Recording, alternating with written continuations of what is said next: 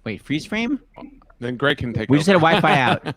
Okay, so hold on. So hold on, Greg, you take over. What's your audition? Go. No, Anne's she's there. Oh, she's unfrozen. And Nathan, what was your audition? I remember that I didn't do a lot. Like I remember I sang "Brother, Can You Spare a Dime," and I did like 10 lines. And so I thought, well, that's a bummer. I blew it. But I think it's just how Joe does stuff. He kind of knows. So that was my experience there. Is I was so disappointed because I wanted it so badly, and then I didn't really get to read much. On a side note, when I was a little boy trying out for Broadway shows, my audition song was "Brother, Can You Spare a Dime." It's a great song. It's a great tune. Right. How about when you're 10 years old? Inappropriate. All right. Hell, I was thinking. So, Greg and Annie, what the hell was it like when? Who played you "Unworthy of Your Love" for the first time when you're like, oh my God, we're going to get to originate this classic Sondheim song? Like, did you know it was going to be a classic? What did it feel like? It was terrifying to me. I mean, Annie is iconic and still is her voice. But God, I was so out of my depth. My memory of Jerry directing me was I came in at one point. Jerry, I love you. I came in at one point and did something, and I must have said, yeah, I've been thinking about this, and here's what he said. That's great. That's all your homework is great. Now don't let me see it. Which actually is exactly spot on. Like, you don't want to see all the work, but I was terrified. I mean, this is time stopped when they sang that song the first time. Oh. It did. No, really. It was time stopped because it was so delicate, and they wove such a spell that you were afraid to breathe. It was really special. Anyway, yeah. Oh wow! But I have a few notes, but I have no. I'm kidding. Let the man talk. Annie, do you remember? Who played it for you for the first time? Was it Paul Ford or was it Sondheim? Yeah, I think it was Paul Ford, and Stephen was sitting there, was standing there by the piano. I think I had said something, like Stephen said, "Who do you listen to? What do you like? Who's your favorite?" And I mentioned this British songwriter called Kate Bush. Oh, Wi-Fi freeze right on the name drop. Okay, wait. And I Kate said, Bush and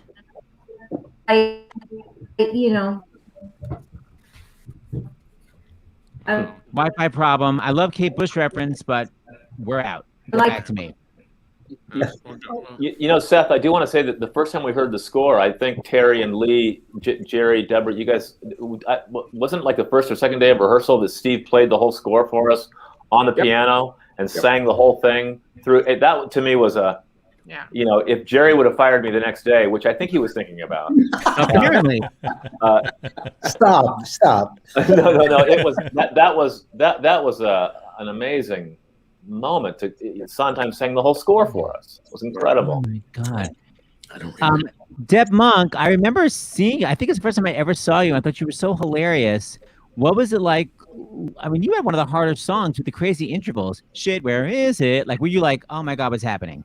Well, yeah. And I don't read music. So I told the story once before that we were all, the first time we were learning the songs with Jim and Yanni. I didn't know him. I didn't know anybody.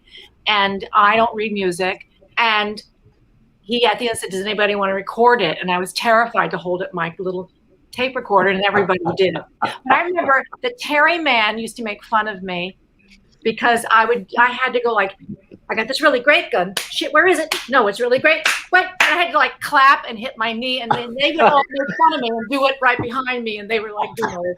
So I learned it. It took me forever to get it. And then once you get it, you can never forget it. It's like in your head for the rest of your life. But it was really, really fun. And what I love about Sondheim, and he always is, if you listen to your track, there were 4 of us in that song, but if you listen to, he gives so many clues to who your character is. I mean, it's all written in the music. In the music, not even the lyric part, just the music is so informative. And I learned that from him and was able to carry that on with me for the rest of my time, and always trying to look at those musical cues. But it was really thrilling and really fun, and Jerry made it fun. Of course, this cast, you know, we all really supported each other and loved each other, and it was a bonding show because we were in that small little space at Playwrights, tiny, and we all shared basically one big dressing room. We really did. Right. So we all cried together and laughed together and did everything, and it was really a very moving and experience. And some of my best friends came out of that, so it was really special. You know, when Deb Monk says she doesn't read music, I love talking about when you first discovered theater. Tell everybody when you first got into a play in college and you started rehearsal and you went into shock at the second rehearsal. Oh, well, I didn't know. I had never seen a play, so I didn't know anything. And he said, well, why don't you write in this scene? You're going to read the scene, and then you're going to pick up the coffee cup and walk over to say this line, then walk over to the sink, and then you'll get something else from the sink, and you'll come back and you'll sit down. I said, okay. So I did what he told me to do. And the next day we came in, and he said, all right, let's run it. I didn't know what that meant. And what do you mean? What does that mean? And he said, we do what we did. And so I said, do what we did. I didn't know what he meant. So I just started doing it all differently. He said, no, do it the same way you did it yesterday. Walking. I said, oh, you do it the same way every time. And he said, yes, okay, I can do that. And then I would do it. But it was like that. It was crazy. And I felt desperately, passionately in love with the theater then, because I didn't know that this even existed, this life, I remember turning to somebody and I said, do people do this for a living? I said, oh my God, how do you do this? Because my family was blue collar workers. They hated their work. They came home with the meat and you ate and then you went outside and played. I mean, it was not fun. And so anyway, they still do that. When I go home, we still put the meat down and we eat.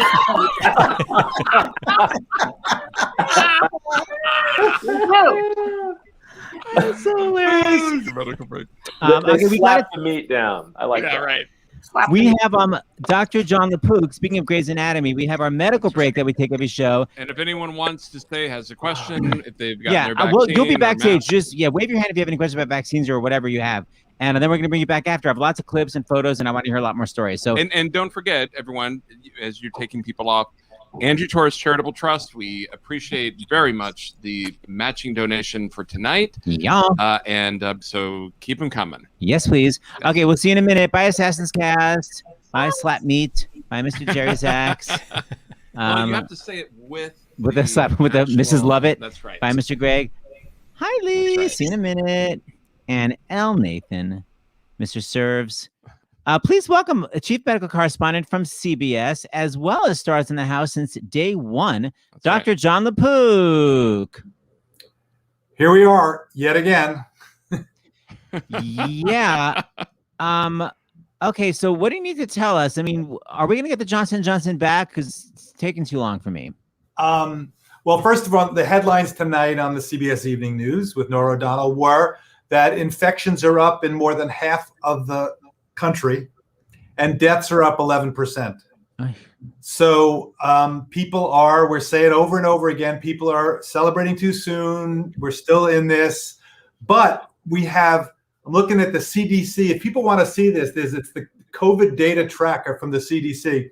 There have been 202 million vaccines given out. 127 million people have had at least one dose. That's 38.5% of the population. And 24% are fully vaccinated. So we're headed there. We're having millions of people vaccinated. They're still good good enough right now against the variants. So we're running into vaccine hesitancy. And right at the wrong time, we have this Johnson & Johnson problem. They've looked at it again. Remember, there were 6 cases out of like 7.2 million doses that were given.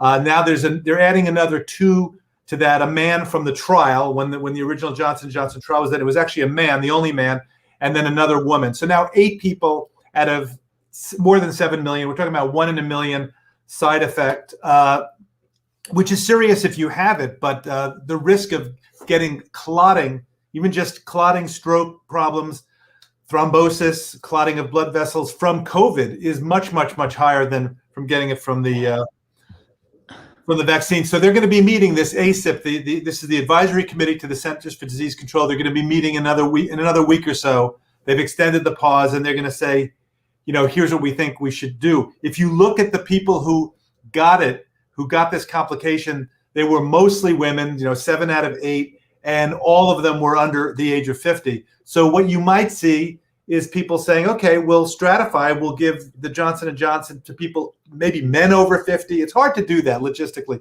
but I think you're going to see that it's not going to be, it's going to go on, I think, after the pause. It'll be resumed. But now there's a hit of people's confidence about these vaccines. There's 0 cases found with Moderna, 0 cases with the Pfizer. And I will flip it on its ear, which is this. If you have people were complaining that there wasn't enough, it was out there too quickly. I don't trust this. There is such a robust surveillance system that they picked up a side effect that was 1 in 1 million. 1 in a million. Right. That should make people feel very secure. And they paused it because they could have said, you know what, 1 in a million, that's okay, keep going. The benefit outweighs the risk. They didn't. So this is fully transparent. Right. And again, listen to the people who were talking. I'm not saying to Carol Burnett to go to sleep or whatever. I would just I had an itch in my ear. If you look at the people, the conversations that are happening, I mean, on the one hand, you have the people in this committee. You should hear them. They're just reasonable and scientific and logical and caring and empathetic and caring about the world. And then you saw what happened to Tony Fauci yesterday, where he was being, lambasted, attacked by people about, First Amendment rights. And he said, it's not about freedom of speech. It's about this a public health crisis with more than 560,000 people. 560,000 people have died. It's a false equivalency. But, you would you ever have that high-pitched yelling at each other in your house? If let's say there was somebody over with exactly those political, differences, would you ever be yelling at the person like that? I mean, if the cameras weren't rolling, and we need to just pretend the cameras aren't rolling, pretend there are babies in the audience, there are kids, and have a reasoned conversation, even if you totally disagree with each other. It really struck me yesterday when I saw that the exchange between Fauci and some of the senators. It was grandstanding. Our guest, Greg Gurman, who is a doctor on TV, but he has a question. He just wrote this: will the CDC be recommending a 3rd vaccine dose for Moderna and Pfizer? I'd heard rumors about that. Yeah, I think there's little doubt that eventually there's going to be a booster. There's 2 types of boosters they're talking about. One is whatever shot you just got, your antibody level got up to a certain level. And let's say this level is enough to get the variant, right? The variant only needs this much antibody, and you're at this. So you're good, all right?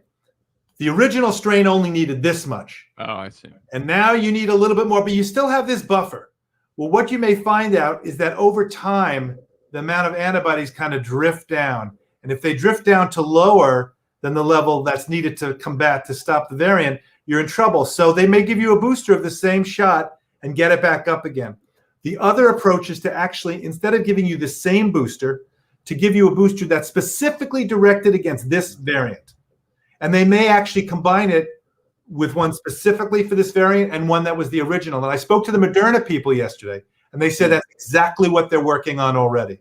So they're doing trials, and I suspect you're going to see a booster, could be once a year, just like you get with the flu shot. Maybe it'll be part of the flu shot. This is going to become, it really looks like endemic, meaning it's not going to be wiped out. Remember, it took decades to wipe out smallpox. We've got it all over the world. It's probably not going to be wiped out unless something crazy happens. I mean, it's been unpredictably bad. Maybe something unpredictably good will happen. Right. But I think it'll be around. And, and fortunately, not only are they working on that, but Tony Fauci told me the other day, they're working on notice how I dropped that name. I wasn't going to say anything. Go ahead. Tony, I call him Tony. Anyway, I couldn't be more of a fan of this guy. He is a hero.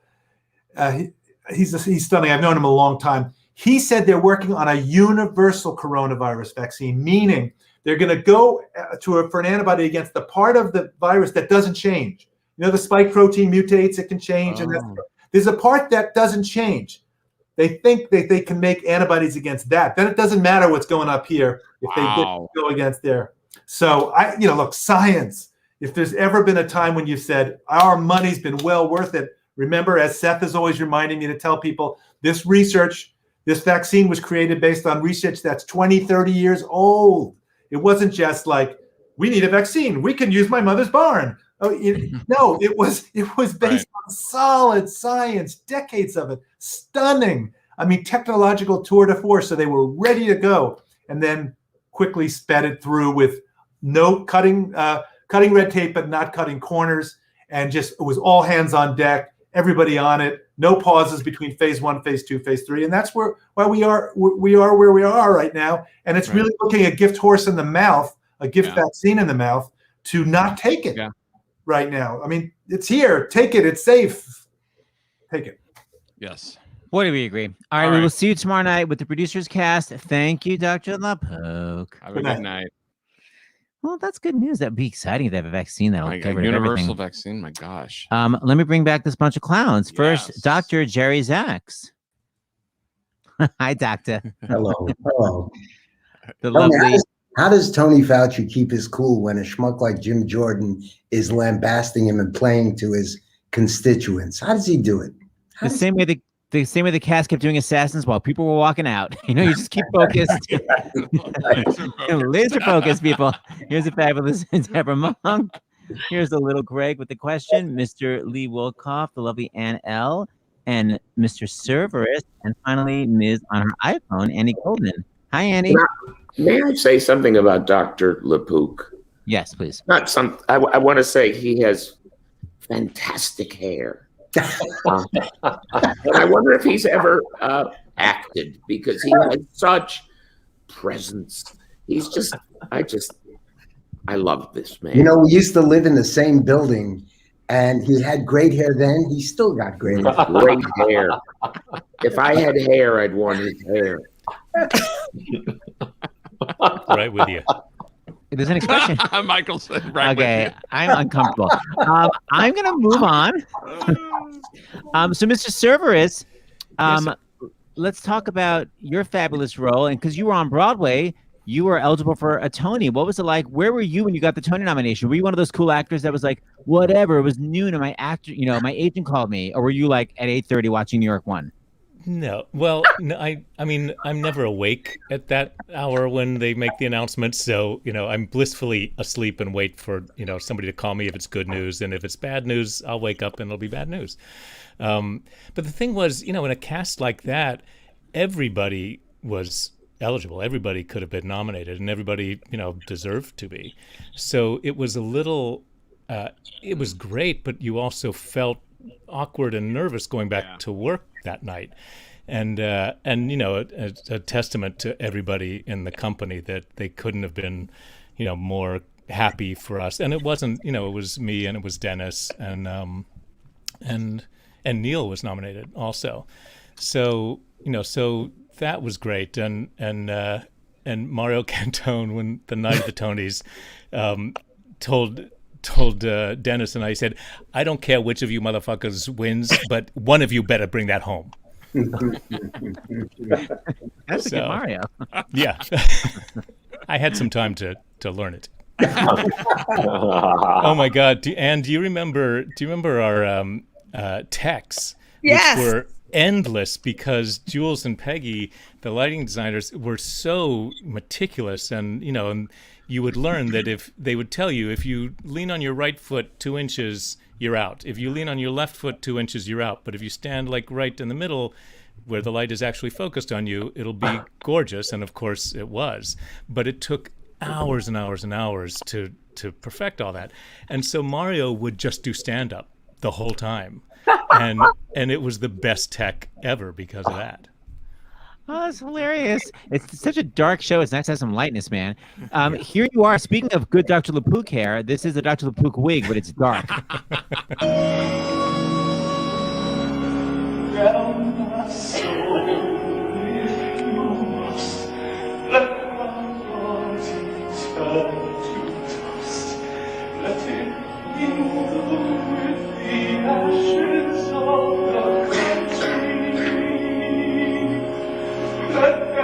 Curse me to hell, leave it to history to tell.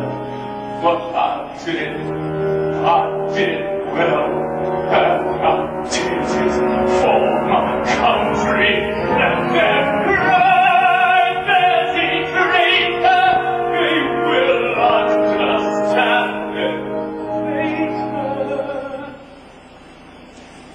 The country is not what it was. Wow. Wow. God. You Really? cut it at the moment right before I flung myself to the ground, and because I didn't have a sensible director like Jerry Zaks to tell me to just say the words, I flung myself to the floor and in an early preview whacked my head on the floor, opening up a huge cut in my eyebrow that then, because we were all on stage for the whole rest of the show, just bled down my face for the rest of the night. Oh my God. And I kept having to like dab it and try to sort of hide it and disguise it. And poor Neil, I didn't know it had happened at first. And so Neil, as a balladeer, comes around after and continues with, all the jokey, balladeer stuff until he gets to this side of my face, which now has like blood coursing down it because any cut in your face bleeds like crazy. So that was, that was my early experience of Assassins. Michael, just say the words. I'm saying. Now I know. Speaking of saying the words, hey, you have some donations to read. I do. Would you check? I do. Thank you. I just saw. Thank you, all you insanely talented people for this fabulous event. Like so much great art, Assassins was ahead of its time in exploring the terrible, scary underbelly of America, and is like a funhouse distorted mirror of the American dream. It's more vital than ever, as we saw on January 6th. Thank you, Seth and James, for all you do. Robert, $50. Love from Ireland. I've been on a Broadway deep dive through lockdown, starting with Les Mis. Terry Mann will always be the best Javert. And most recently, falling in love with Assassins from Elizabeth for $15. Thank you. Assassins and Into the Woods are my absolute favorite Sondheim shows, and being from North Carolina makes me contractually obligated to love Terry Mann anyway. So here we are. Anyway, thank you for bringing this cast together for us. Pam from North Carolina, $25. I love that. And again, we want to thank the Angie Torres Charitable Trust for matching the shiz. Yes. So I don't know a lot of these backstories. Lee, your character and the tape recorder and the Leonard Bernstein stuff, how real is that? Like, was there a tape recording left behind? What's the dealio? I'm not aware of that, that there was a tape recorder left behind. When we did the show, there was not the internet, so it was not easy to find a great deal about Sam Bick.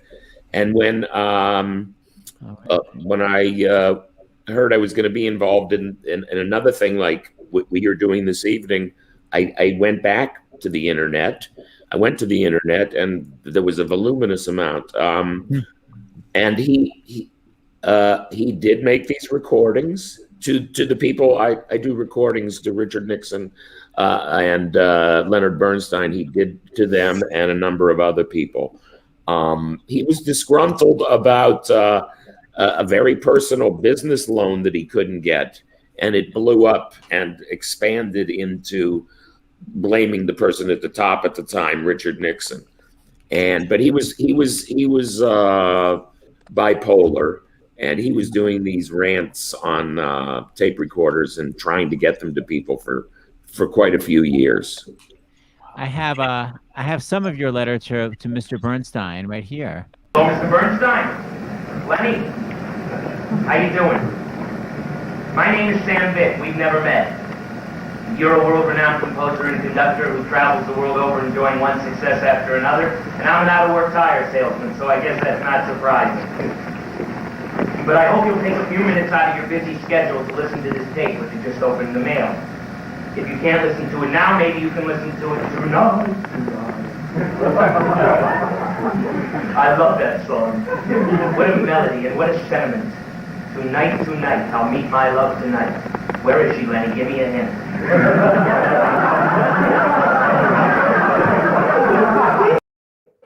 Still got it. No, I did it. You got a larf. God, that's It was funny. so wonderfully written. It was Yeah. just We should shout out just for a second to John John. Weidman. Yeah. John Weidman, thank you. He Yeah. wrote the book that people don't know. Yeah. And on a side note, Lee, you don't look very disgruntled when you're with the lovely Deborah Monk. Oh, Aw. You know, I had this photo and I tried to remember. I mean, the only time I sang with anybody was in another national anthem. So maybe it was a candid, or perhaps we were posing. I have no memory of, it didn't look like we were like singing at mics or anything. Well, I don't know. what I was doing with my mouth. I don't know what that was. Me too. Like I swallowed a lemon or something. I don't know. I don't know how I had that photo. I don't know where. I mean, it was from when we did the recording. It's so cute. Jerry, Zach, I have a question for you. Yeah. There's a sudden echo. I don't know where the echo is from. Speaking of John Weidman, was there in rehearsals or in previews, was there a scene or lines that you were just like, this is too far or too much, and we're seeing the audiences walk out and we need to cut it? Were there any particular cuts done because it was just because of the subject matter? Yeah, there must have been. I don't recall. John and I were talking about this the other day in the last scene where everyone is forming around Lee Harvey Oswald, urging him on. I think there was a reference to Sirhan. Don't forget Sirhan. Does anyone remember that? I can't. But I remember when hearing that line for the first time and turning to John and saying, that's not in there, is it? I mean, is that for real? You know, of course it was, and it was very effective. But I don't have a vivid enough memory of making cuts. And I know we worked hard on the material, trying to get it just right. And of course, John and I had worked together on Anything Goes, so I knew him very well. Steve and I, not so much. I was very excited and a little bit intimidated by the idea of working with Steve. And what I remember as vividly as anything was my first meeting with him. I was walking on the east side towards his brownstone. I was very nervous, excited, jazzed, and I took a deep breath just before I was going to ring the bell, and a pigeon shit on my shoulder. It's a mitzvah. I couldn't believe it. But obviously, it was a good sign, and things went very well. But that's what I remember. I don't remember cuts. I know we made cuts. It made me crazy only because the work that the actors were doing was so special. They were so committed. It was so life and death that the idea that anybody would walk out made me want to grab them and smack them. The people walking out. Because it's such disrespect, but obviously you can't control that, even though I would love to. But no, it was it's the part of the job that I think I love the most is the work with the actors. It's like getting together like this tonight. We haven't seen each other in a long time, but because we shared that experience, that intense, everybody in the same dressing room experience. I look at these faces and I feel like I'm looking at family, and I'm not exaggerating. So, no, it's a beautiful thing. It is. Mm-hmm. Jerry, what was the choreographer's name? DJ Johnny. I do remember the number with the circling the turntable. Yeah. Oh yeah. We did it 1,000 times. Staging, was it another national anthem with the turntable? Yes, we did it endlessly. Well, we had a turntable, which was a good idea until we actually tried it. It's on this little stage, a turntable. We had a turntable that was run by mice in the wings, and so it could only max out at a certain speed. And so the rate of new ideas was obliterated because it took forever for the fucking thing to move. Anyway, but other than that, we had a great time. Eventually, the number was great, but it took forever. It was Danny Daniels. You remember the old choreographer, Yeah. Danny Daniels, his son, His son. DJ Gianni. All right. I think I have a clip of it. I don't know if the turntable's working in it. Let me see. Listen, there's another national anthem playing, not the one you cheer at the ballpark. Where's my pride? The other national anthem saying, if you want to hear, it says bullshit, it says never, it says sorry, loud and clear, it says listen to the tune that keeps sounding in the distance on the outside coming through the ground, to the hearts that go on pounding, to the sound getting louder every year. Listen to the sound. The other national anthem, folks, the ones that can't get into the ballpark. Spread the word. There's another national anthem, folks, for those who never win, for the Sockers, for the Tigers, for the ones who might have been. I'm watching me move next to Deborah and thinking that's the kind of choreography I can really handle. Well, I just remember, Greg, I think you talked about this, but when we were doing that in the rehearsal room, just as I said, now just everybody just start walking and then breathe. And so everybody would walk, and Victor Garber would never leave center stage. And I said, Victor, you're always at center stage? You go, where else should I be? He was saying to you somewhere, I remember. He said you had taped out the rehearsal, the stage manager had in the rehearsal space, and there was something in the middle of the stage, some tape, and Victor walked over and said, "What is this tape here? This is where I stand." Where did we rehearse? I have no memory of where we rehearsed. I don't At know. Playwrights? Playwrights. We have a rehearsal space? In the In rehearsal an office building, Playwright. right? We rehearsed on the stage too, I thought, as well. Yeah, Oh, I think a lot. I had a question, if you don't mind. I had a question for Michael and Ann, because when we did the show, Stephen Sondheim, you'd be singing something or rehearsing. All of a sudden, you look to your right, and Stephen would be standing right next to you, kind of lit, and you go, "Oh, well, Stephen Sondheim's standing next." Well, particularly we were doing the quartet, Deb, and he was always there, kind of listening, going, "Try it that way, try it this." How would you say that? And I would go, well, I would kind of say, well, it does take like that, and then he would go, oh, okay, so we'll sing it like that, So I'm just wondering, Michael and Ann, your all's experience, was he there, kind of, perched, as it were, when you guys did it, or was he? I mean, he and John were around a fair amount, but they really, they would talk to Joe and they would talk to each other. They didn't really, and you guys had done all of the heavy lifting. You had figured the show out, and we got to just kind of sit on your shoulders and look good, It was, I think, they didn't change all that much. I mean, they put Something Just Broke in, which I guess they wrote for London, I think is right. And they fine-tuned things, but they didn't really, they didn't involve themselves too much like you're describing it all. I don't remember that. Anyway. Do you, Ann? No, I think you're correct. Yeah. Lucky.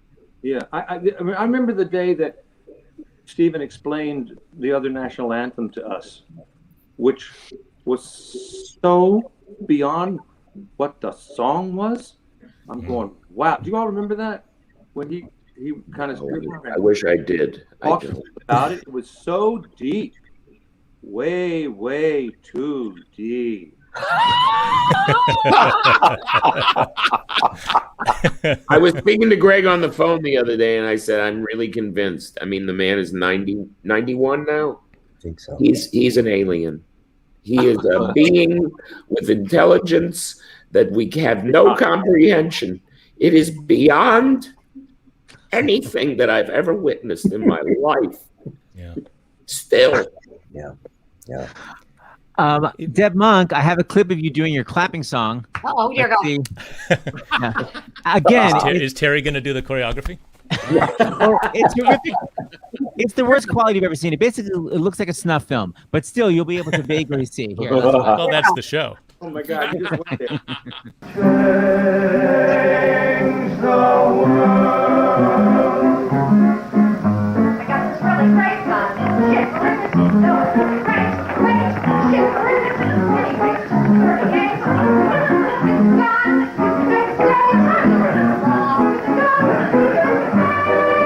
games, tell who you are, where you stand, this one was a stand, no, not the shoe, oh, actually the shoe was a shoe, no, that's not it, shit, right there,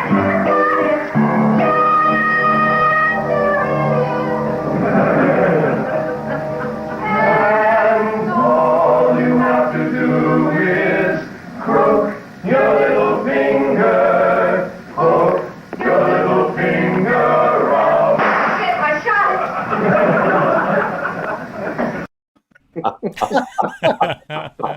God. Genius. Genius. Fun. God, that's great. God, so funny. So I want Annie Golden to be here. Okay, Annie Golden, is it working? Well, I'm going to show. Well, I'll wait till she comes back. Okay, so because Ann Nathan played Emma Goldman, and I'm showing this crazy clip. So Ann did Emma when we did Ragtime together. She was the understudy, and Judy Kaye used to always mix the end of the song. And it infuriated me when Ann would go on and also mix it because Ann could belt it. So I would always make Ann belt the end of the Emma Goldman song. Plus, we did Thoroughly Modern Millie together, and she had a tap solo.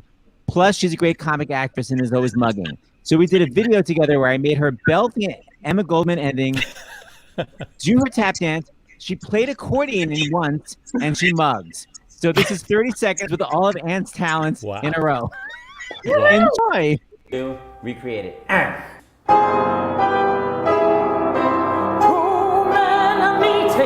For a moment in the darkness, for a moment Belt it. in the darkness. 2, 3, 4. Accordion. Mug it. Why that should be at the end? Oh my God. Oh my God, that's fun. Oh, that's great. That's great. Oh, Seth. So stupid. Look at what you get. Look what you get Every people time I to see do. that, it makes me laugh. God, that's funny. Jerry Zaks, I want to talk to you for 5 seconds about something totally else. Everyone, Jerry Zaks has been directing for forever. Do you ever want to go back to acting? Are you going to be like Joe Mantello and suddenly star in like some amazing play about AIDS? It's not going to happen. No. The terror of remembering lines. Sad.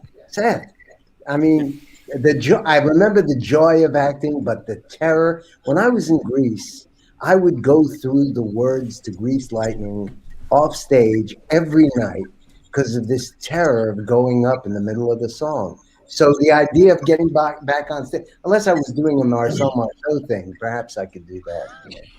Wait a minute. Had you ever actually forgotten your lines? Was it based on something that happened? Listen to me. In Greece, the guys go, I say, I'm getting a car. They say, what kind? And my line is, I don't know what kind yet, moron, but I got the name all picked out. And I went up on the name of my song, on the name of my car. You see, that's just what I just did. So I went up on the name of my car. Now listen to me. I had been giving these guys notes. I was not the director, but I had been giving them notes, my friends, to the extent that they used to call me Uda. My nickname was Uda. Uda is in Uda Hagen, right? Uda. And so when I went up and I said, I don't know what kind yet, moron, but I got the name all picked out. And there was this my heart started to pound. I had 3 guys to my right, and all I heard was one of them go under his breath, here we go, jump ball. Nothing. What came out of my mouth was, I don't know what kind you're on, but I got the name all picked out. But I'm not going to tell you what the name of it is because it's my car, and I'll tell you what I want to tell you. That's what it is, and that's when I'll tell you what the name of the car is. Something like that. God, brilliant. But then you had to sing Grease Lightning. So did you sing it leaving out every phrase when you sang Grease No, Lightning? no. I sang it brilliantly. Thank you. No, thank you. Okay, no, well, it's just in the scene. No. Thank you for asking, Seth. If you have anything, please give me a call. I'll be happy. just forward me your resume. I have a clip here of Jerry with a very, very thick accent singing an American song. Let's all enjoy Jerry with his thick Eastern European accent, loving it. What could this be? A real live nephew of my uncle Listen, born on the 4th of July. I've got a Yankee Doodle sweetheart. She's my Yankee Doodle joy. A Yankee Doodle went to London just to ride the ponies. I am that Yankee Doodle boy. Wow. Wow, what's that from? I would say pick it up and stop back phrasing, asshole. You know? That's from Tintypes, which is an amazing show. Tintypes I is saw a that, wonderful Jerry. show. You were great. I saw it too, Jerry. I saw you in it. Yeah. Yeah. Wow, what a blast from the past. Holy shit. What a legacy. We should have a reunion of that. Okay, so I'm missing my Annie Golden. So, Greg, I'm going to show you a clip. We don't have Annie, but this is the fabulous duet. Here's Annie back in the day. Isn't that a wonderful picture? Such a great photo. And here is some of your classic song, my version of the video. Baby, I died for you. Even though I will always know I am unworthy of your love, Jody darling. Let me be worthy of your. I was just saying, it's so good, man. It's such a classic song. Okay, isn't it great when the only thing that's moving on the stage are their mouths? I mean, seriously, come on. It's just when you're that good. I always talk about that. The old days where people just kind of stood center stage and sang. It's like there's so much business going on. But we had Victor Garber to remind us that we should just stand center stage and just. I have a question. If there's time, because Gary, I'm curious.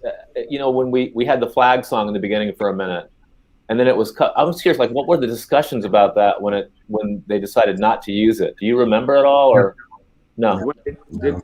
No, I wish.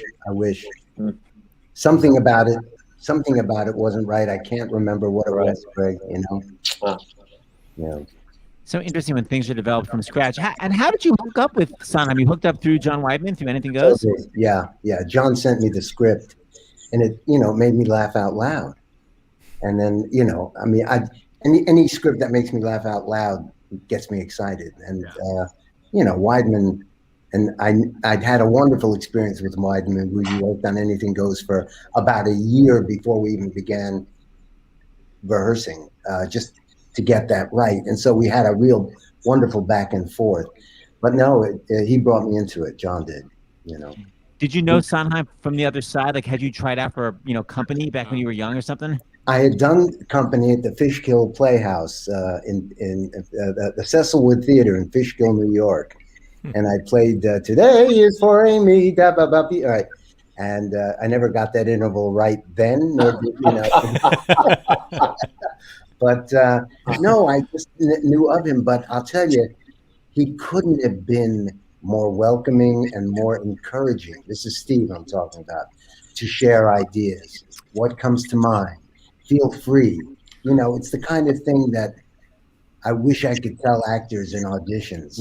I'm begging you, don't be nervous. Don't. I so want you to be good. But of course you can't. But Steve went out of his way to make it clear that he wanted collaboration. That's nice. It's interesting because actors always think, oh, I messed up this one note. I blew the whole audition. What is your perspective on that as a director?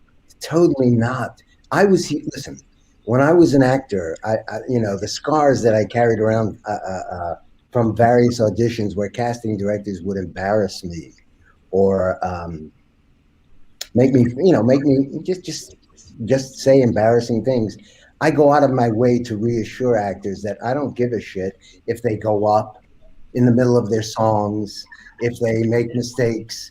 I don't care about that, So no, I having actors be as comfortable as possible in an unnatural situation like that is really important, because I can remember going into the 1940s radio hour, being put into it, and singing "You're Driving Me Crazy" in my put-in rehearsal, and the musical director, I think his name was Stan Lebowski. Oh my God! So after I finished the song, and he said, "Would you explain your interpretation of that, Mr. Zaks?" And I just, those things are scarring, man. So I make a point of trying to make it as comfortable as possible for the actors. That's so nice to know. Stan Lebowski, he conducted Gypsy. He was a big time man. Yeah. No, not that friendly. Scary. All right, before we go, I can say, having auditioned for Jerry for things, that he absolutely does do that for people who come into audition for him. Thanks, man. I want to say really quickly too. Now I'm remembering I sang "Mama a Rainbow" for my audition, and I'm not like these other guys, a singer at all. And Jerry, I do remember you getting up and coming. So I think I started it over a couple of times, and you, just as you were doing just now, you were like, "Please," begging me to be good, basically. But really, it's so genuine, and that's all kind of coming back right now. Very generous, really generous. Thanks, man. Speaking of coming back, Annie, we just showed your lovely clip, your amazing photo. Someone just commented, they said they wanted to know the rest of your Kate Bush reference. So Sondheim said, like, who do you listen to? And you said Kate Bush, and then he said, I'll write you a Kate Bush song.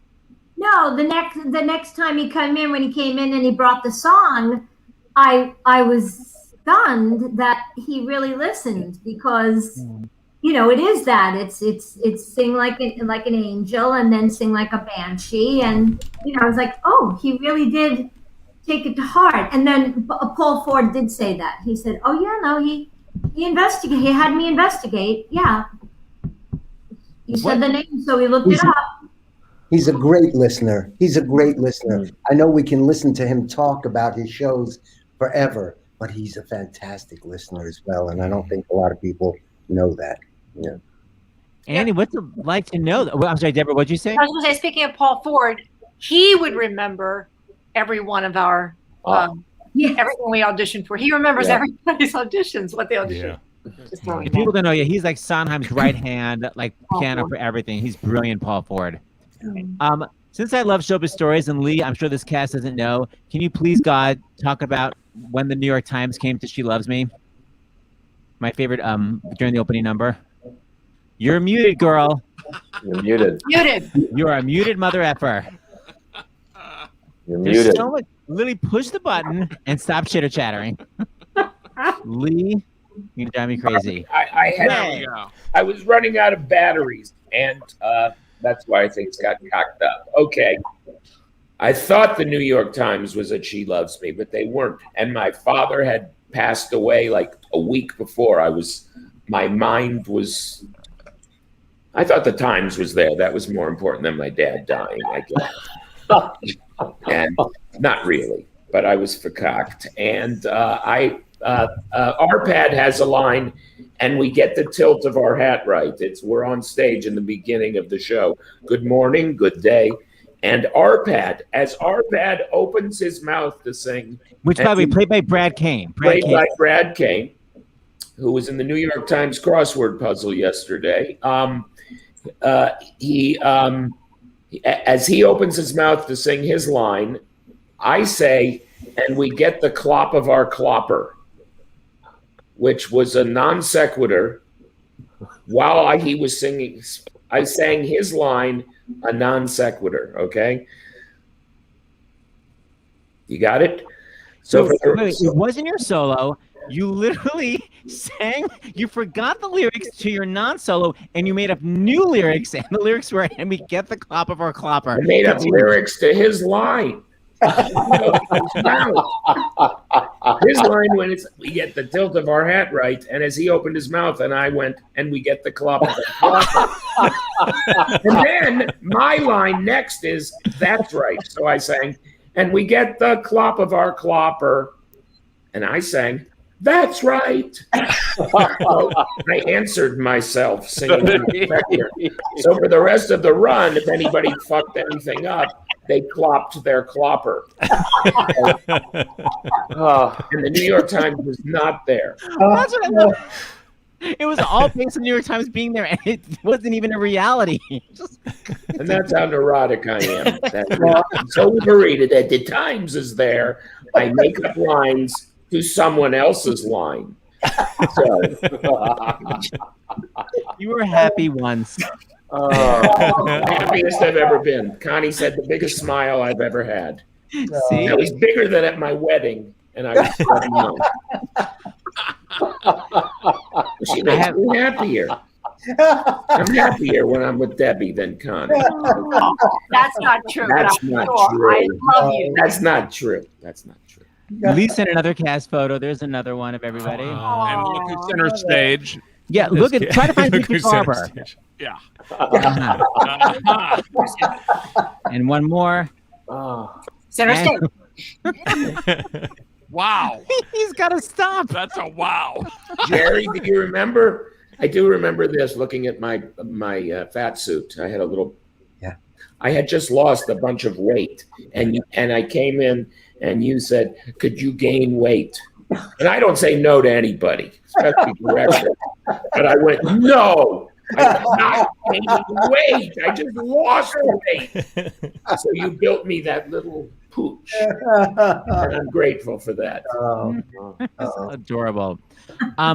Servers, I'm going to show you. I asked servers to prepare a special video for tonight to take us out. You want to give us some background on what song you chose? Yeah, well, when you asked me, I, of course, thought that would be great, but I can't play guitar well enough to accompany myself for any Sondheim stuff. Although last night I watched, all these talented musicians in the CSC production who are exactly going to play guitar and mandolins and things. So, shows you where I rank. But I do know this song by a guy named Patterson Hood, who's in a band called the Drive-By Truckers that I adore, and it's a song called Thoughts and Prayers. It's about gun violence and about school shootings, and it's it lives in the popular music world that Assassins occupies too, and makes us face our plaudits and our desire to sort of want to do something. And I have to say that there isn't anything inherently wrong with sending thoughts and prayers after whatever disaster. The problem is when that's all you send and you don't do anything else about it, especially when you are people who actually have the power to make changes and things. So that's what this song is about. Here we are, Michael Cerveris.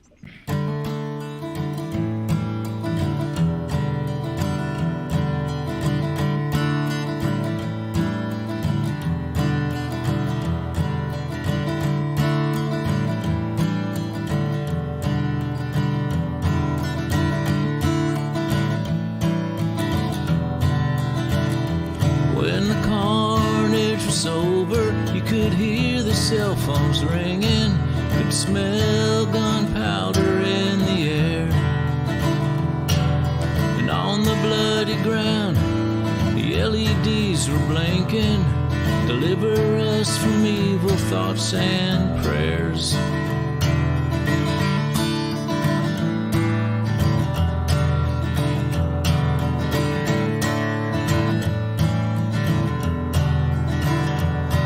They're lined up on the playground, the hands all in the air. See it on our news feeds and we cry out in despair. They're counting up the casualties, everyone's keeping score. There's always someone to blame, nowhere to hide anymore. Thoughts and prayers, thoughts and prayers.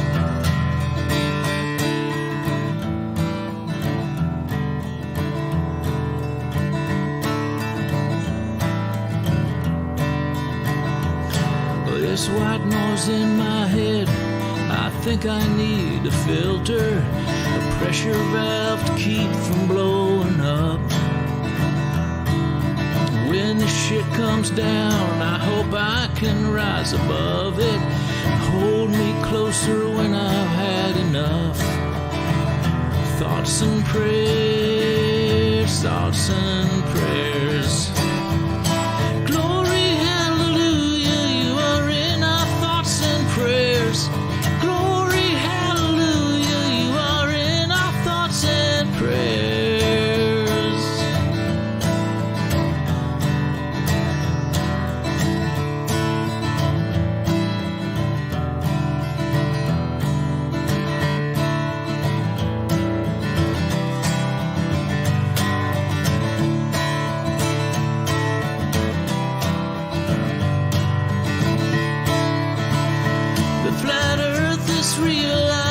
As he flew through the skies, the curve of the horizon as he fell, he saw the world was round just before he hit the ground, and gravity called out to close the deal.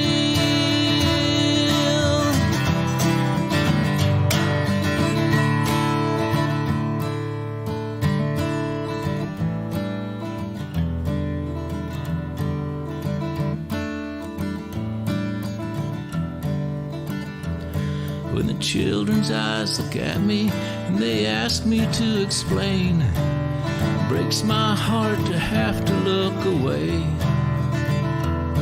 The powers that be are in for shame and comeuppance when Generation Lockdown has their day. They'll throw the bums all out and drain the swamp for real. Perp walk them down the Capitol steps, show them how it feels. Tap the dirt down, Jesus, you can pray the rod they'll spare. You know where to stick it with your useless thoughts and prayers.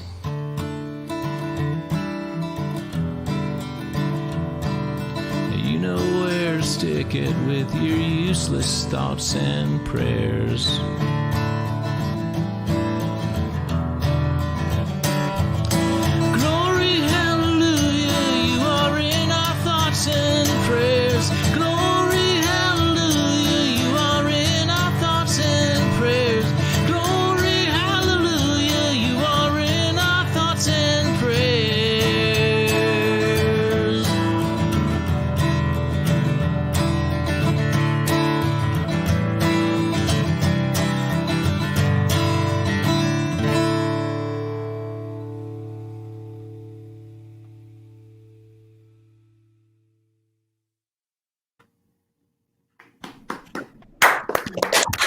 Really nice. Glory, hallelujah. Aye, aye, aye. That's right. So who wrote that again so people know what's the name of the group? Drive-By Truckers. They're a really fantastic band from kind of based out of Athens, Georgia. And Patterson Hood is the songwriter. He's a great, great songwriter. On a side note, are you broadcasting now from New York or are you in New Orleans? Me? I'm in New York. Oh, I thought you were in. Every time I'm down in New Orleans, you're always there. Yeah. No, I'm up here right now. I'm actually working a little bit, which is really exciting. Yeah, are you allowed to say what it is? Sorry. What's that? I said, can you say what it is? I'm working on the Gilded Age. Oh my God, that's a new thing that every single probably person is doing. Yeah, it's kind of single-handedly keeping theater actors working and costumers and prop houses and everything else. It's kind of a blessing. Deborah Monk, are you in that? Yes. Yeah. Luckily. Gratefully. Are you old money or new money, dear? I'm not only old money, I'm in the basement serving the old money.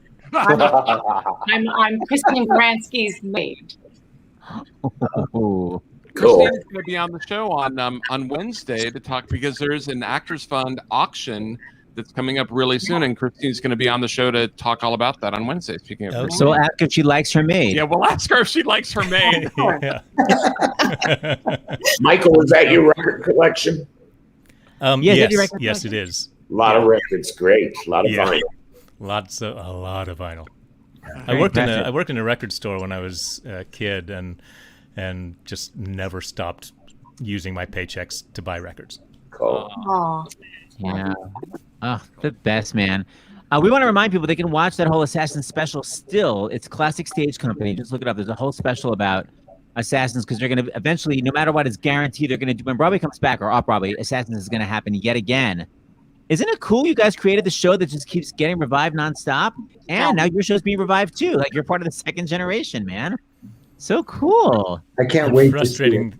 Yeah. Frustrating that it gets more relevant every time. Yeah, that's the bad part. Yeah. But you know, you never know. Think positive. James, what do we have to say? Tomorrow is Well, we our want to thank reunion. the Angie Torres Charitable Trust again for the matching donation tonight. Thank you so much. Thank you. And tomorrow we've got the producers with Yes. Nathan Lane and Matthew Broderick and Susan Stroman and Brad Oscar and Katie Huffman. Yes. Yes. That's tomorrow. That's tomorrow. And then next week, like I said, we've got Charles Brown is going to be here on Tuesday. He had a great idea for a show he's guest hosting, and it's Broadway debuts. He made his Broadway debut in Sister Act, and he's got a few. Oh, Sister Act. That's Jerry Zach's directed. Yeah, so Charles Brown's going to be here and talking about that, and then and Christine will be here on Wednesday. We got to get up to 1 million people. Keep donating. Yeah. We're so close to 1 million. That's right. Lee Wilkoff, thank you for sending me Greg's phone number. So he came on. Lee was like, you got to ask Greg. So thank you, Greg, for coming. How's Grey's going? Who's dying next? We all die in a fiery crash. I hope no one's a fan and I spoiled something. Oh, you guys wild. Okay, I'm sorry. Forget it. You can edit that out. So dry. And Nathan, when was the last time you picked up that damn accordion? You know, just actually a couple months ago for some nonsense. And Nathan had to be on stage the entire time during once. Please tell people what would sometimes happen during the show while you're holding your accordion. Fell asleep. I mean, fully. DP Kelly was sitting next to me, and he'd go, "You okay?" Because I do the. But the accordion, you're laughing, feel it. But it was a very mellow show, and the lights were moody, and I was relaxed. Was it just like right under your chin, so you could just do that and nobody would ever know? Well, you'd hear the. We all did. I mean, except for DP Kelly, we all did. Oh God, it's so funny and horrific. All right, everybody, thank you for being here. Jerry, you got to come back. We're having a Grease reunion with all your fellow Michael Lembecks and everybody. So we'll talk soon. Oh, great. How fun will that be? All right, everybody, talk to you later. Thanks for Bye, being here. everyone. Bye, Dustin. Thanks. Good to see everybody. I gotta play some Sondheim. The only one I can think of by heart.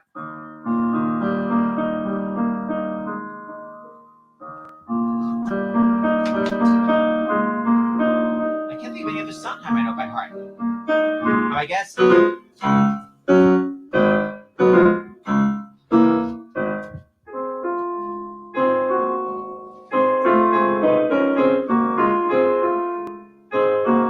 Oh, how about Jerry Solo?